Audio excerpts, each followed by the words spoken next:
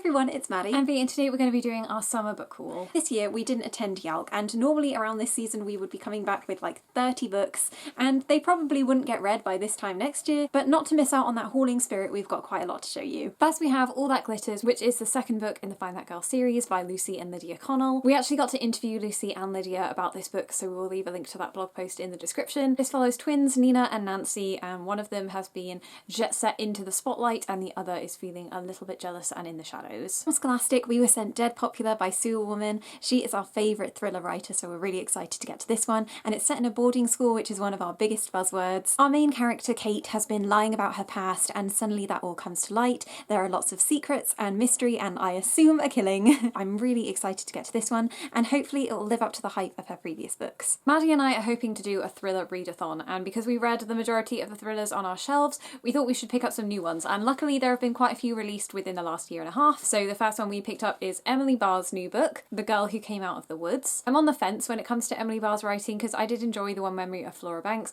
but then her second book I couldn't get into at all and had to put down.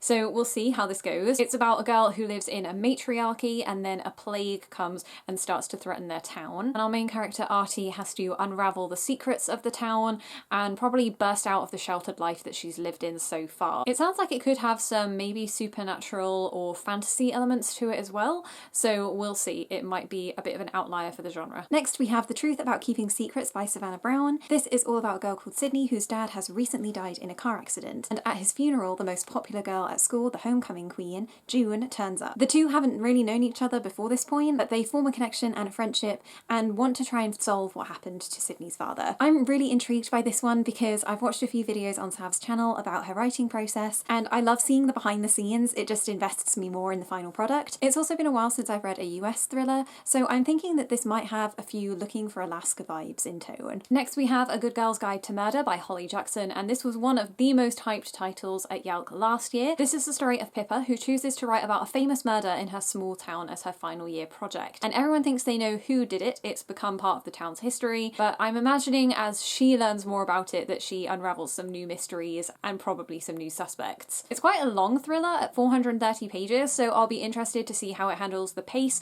and how it sustains the suspense throughout that time. Moving away from thrillers, we bought two books in a fantasy duology by Josh Martin, Ariadnis and Anassa. This is all about two girls, Ulia and Jumia, who are both chosen to partake in this huge competition which will decide the fate of their world. At first I thought that they were sisters, but on closer inspection on the back I think they are just two random girls that don't know each other, so I'm interested to see what that will do to the stakes, because obviously with similar stories like Three Dark Crowns, there's the sibling bond that keeps them from being really nasty to each other, so I'm definitely hoping for friendship in these rather than just like rivalry, but I'm excited to just dive into a series that I think is complete at just two, and it's been a while since I've read something of this nature. Next we have Opposite of Always by Justin A. Reynolds. I mentioned this in our mid-year book freakout tag as the book I desperately want to read, and also because of its gorgeous cover. It's the story of Jack and Kate. He makes a mistake in one timeline of events and then is able to go back and retcon the past. As I've said before, I did read like the first few pages and I really enjoyed the writing style and the voice, so I can't wait to spend a full 400 plus pages with these characters. And I should also mention that it has very short chapters, which is one of the key things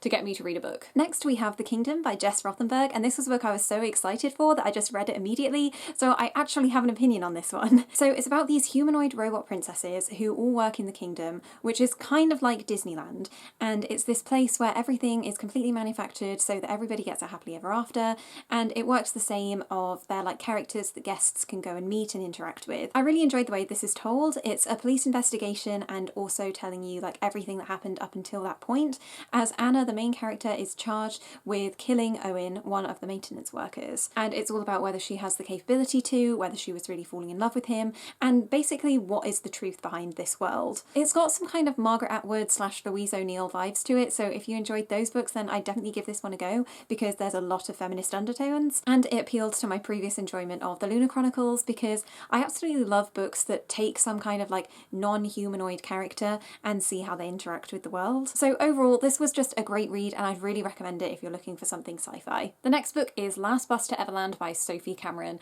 I really enjoyed her debut out of the blue. I thought it was wonderfully whimsical and LGBT, so I knew I had to follow the rest of her career. This is the story of Brody, a boy who has been bullied throughout his childhood and he's feeling really fed up in life until he meets a boy called Nico who takes him to Everland, which is like this diverse magical place, which I feel will have some magical realism, but I'm not entirely sure. That's all I've gathered from the blurb. It's quite vague, but I know I'll be in for a good time because I really enjoy her whimsy and her writing. Next, I picked out Eliza and Her Monsters by Francesca Zappia. This is all about Eliza, who has created one of the most popular webcomics online, and it's spawned a lot of fan fiction and a roleplay game. It's just the internet's obsession, but nobody knows that she is the creator. As you can tell from my bookmark, I've started this one. I'm just over 100 pages through, and I don't really know why I put it down. I think it's because it was just a little bit different than I thought it was going to be. Not in a bad way, but the writing style I just wasn't completely connecting with. But I'm definitely not giving up on it because so many people love this one, and especially people that have enjoyed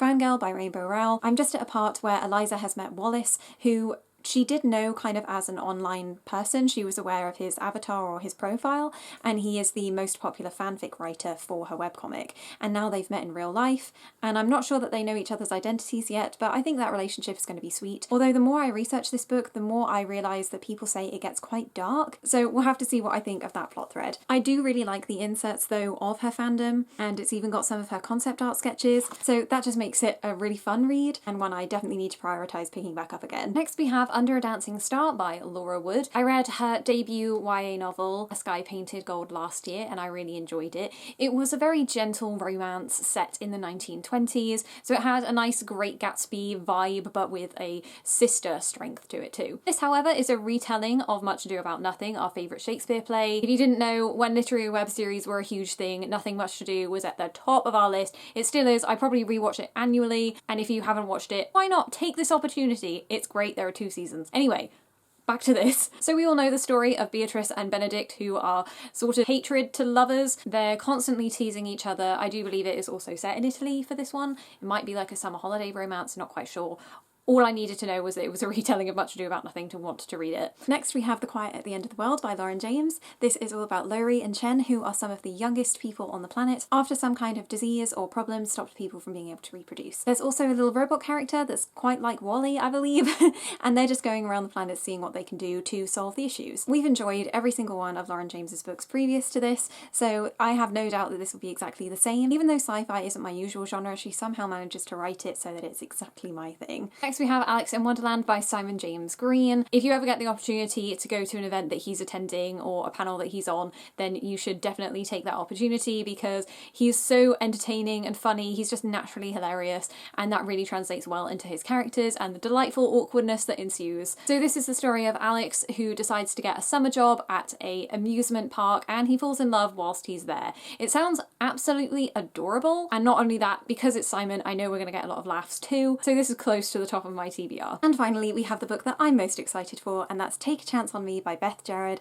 This is a new book after her amazing series Super Awkward, and this is all about Meg, who is cringing after a disastrous first kiss, but then she goes on holiday to Greece and finds 3 boys on the island.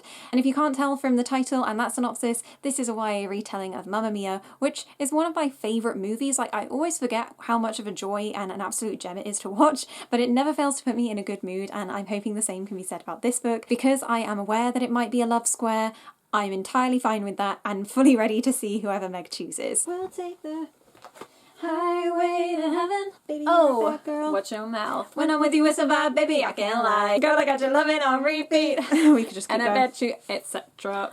etc.